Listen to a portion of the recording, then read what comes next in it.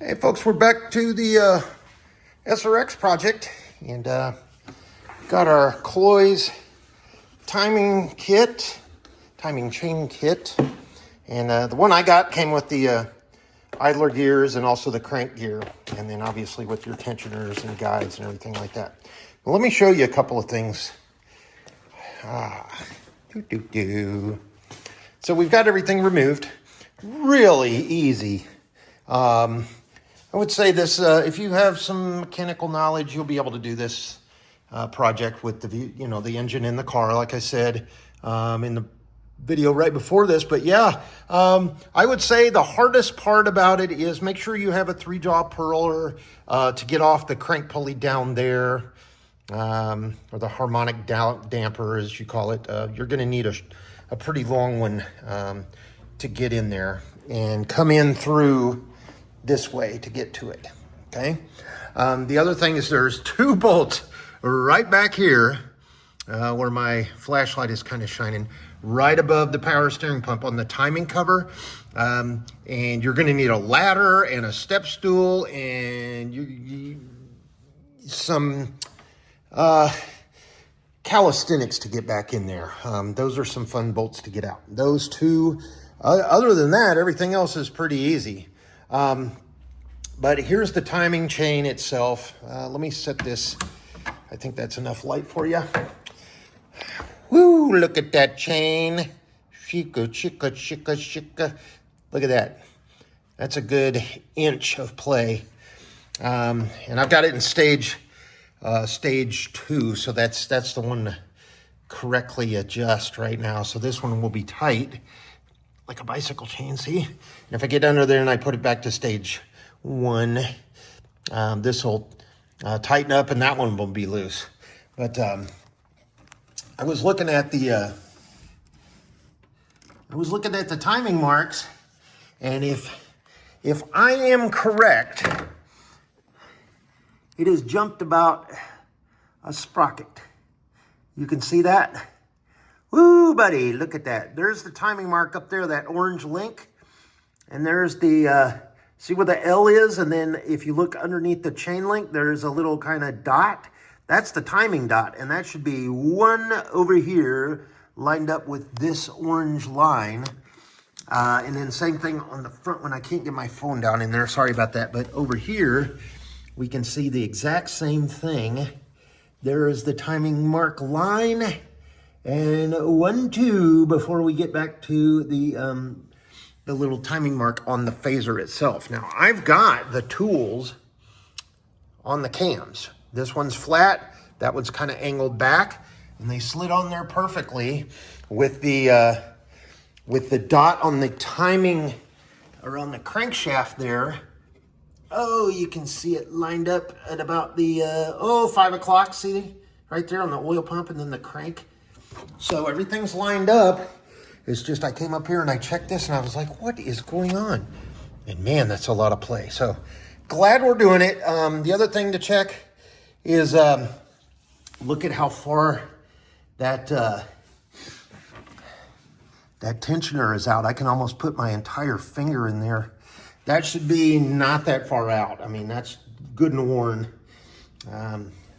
Those only have about 1.25 inches.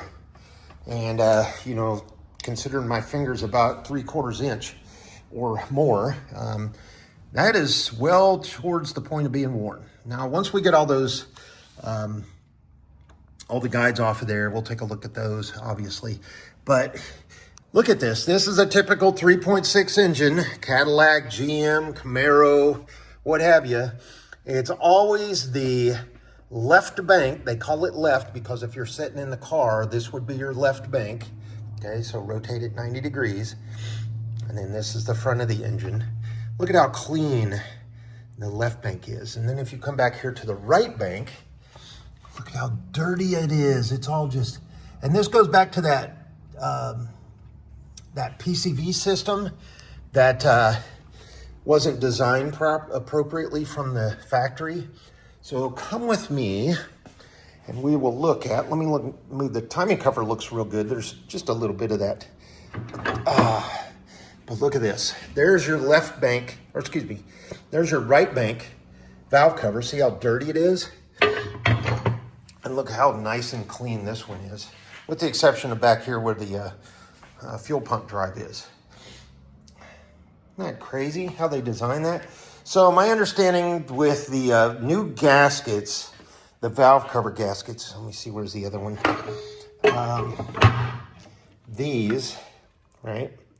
There's been a modification to the gaskets, so the diameters of the holes are different and placed different. So see how there's 1, 2 kind of over there, and then one here. I think they adjusted where this hole is on the new gaskets. So, and then obviously look at that crud. There's my PVC, and wow, look at all that crap down in there. So 124,000 miles, I think it was, on this engine.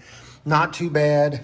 Look at how clean this side is compared to that side. So give you an idea of what it looks like inside of a Chevy 3.6 engine and why everybody gripes about the timing chain and the PCV systems. Other than that, these are fabulous motors. Great horsepower. This one, I think, in this Cadillac puts out like 308 horsepower. Fuel efficient. You know, I think you get on the highway about 24 miles to the gallon, which is decent considering this is a 5,000 almost pound SUV. You know, these were put in a lot of cars out there. So I'm glad we're doing this. It was just one of those preventative things. I know it's a salvage car, but come on, man. Do things right. Let's throw a timing chain in here, get it all cleaned up. I don't want to be that person to flip a car and it goes down to somebody else and then they immediately have a timing chain issue. These are typically only going to last you between 80 and 120,000 miles. And look at that. See how much play that is? Not cool. I mean, that's well almost to flipping a tooth. And the phasers look okay. I adjusted those, you know, flipped around on them, made sure they worked and everything. Look fine, no clanks, no clicks, anything like that. No sense in replacing those and all the bolts that you have to buy new bolts to torque to yield. But we'll go from there. So like I said, I've got the timing chain, the guides, I've got the replacement crank sprocket, and then these idler sprockets, and then the chains themselves and the chain kit. And then an oil change, and we'll be good. So we're still well within budget of this project. Make sure when you're taking your timing chain off, you do it in the process outlined in the service manual, because you do need to take this little neck off for your inlet tube for your coolant. Okay, that goes on the front. I'm sorry, I have one hand here, but it goes on the front of this timing chain cover. Let's see, kind of like if it was on the engine, it would be like this. And so you have to take this off in order to get these bolt, kind of the shields for the bolts here around this. And there's only 2 things holding it on. And then obviously you've got your gasket and your seal there. Okay. And I do have the gasket kit. It's over here. Everything's looking good. That damper doesn't look real good, or that harmonic balancer / crank pulley.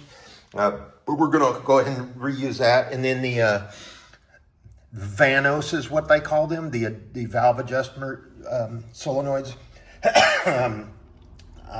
Those are looking pretty clean. I mean, they compress and everything, not real big issue. So we'll get everything cleaned up, and then when I come back and I get everything taken off, I'll shoot another video, and then I'll show you what it actually looks like down in there once it's all cleaned up.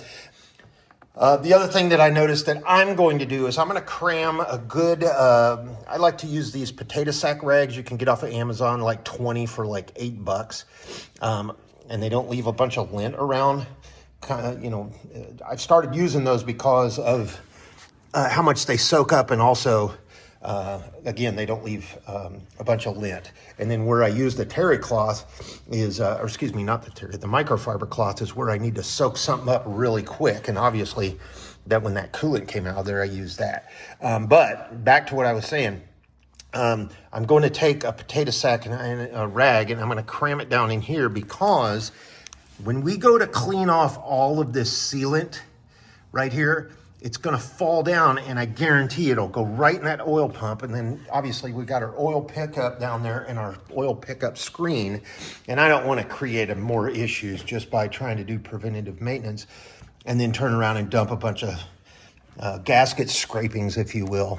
And then the other thing I noticed is up here, once you put the timing cover back on, they did have some additional sealant here and also back here where the cylinder head and the timing chain kind of mount.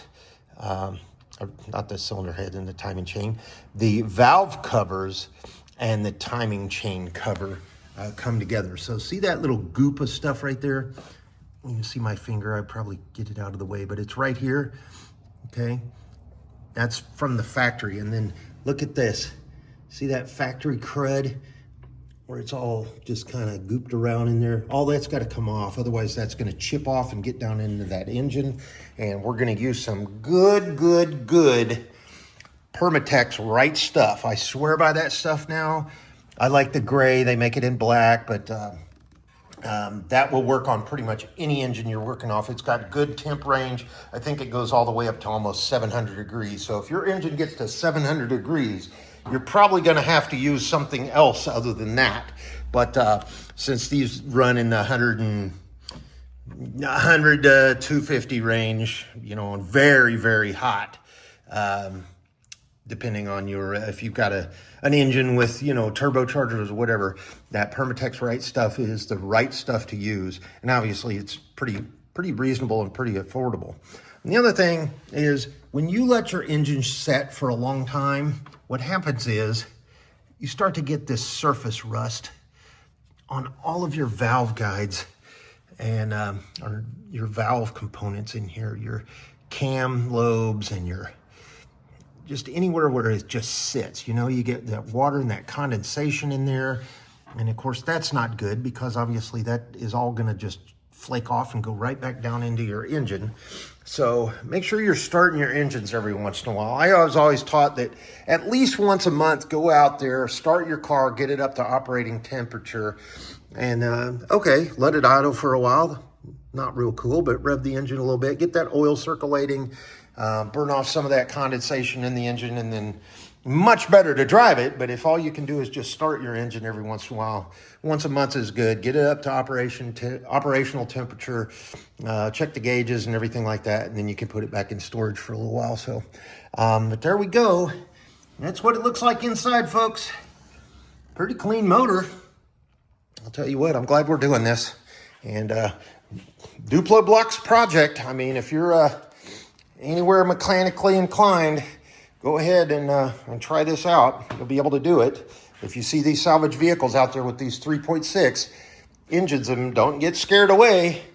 And, you know, use your little box method to put your bolts where it shows up on the, where you take them out, you put them right back in. You know, there's a couple of them in here that are much longer, like this one. Anyway, there's an example there. So, not too much stuff to take off just to get to a timing chain. And, project's coming along nicely, so a couple more days we'll have this button back up, and then we've got to wait on our what are they called now? I want to use the appropriate term. Our differential bushings, this thing and that thing, that should be here next Tuesday. Today is Friday, so I've got a little while before I put that back on, button up everything else up underneath here, put the exhaust back in. But everything here is all mounted back up on our sound frame, and I've got it all torqued and right back to spec, including a new nut on our axle. So there we go. All right, folks. Well, we'll come back with the shorter video here in just a little bit, but thanks so much. I wanted to share a progress update and also what you can expect if you're doing a timing chain in a vehicle on a 3.6 engine powering a 2016 Cadillac SRX. Woot-de-woot. Take care.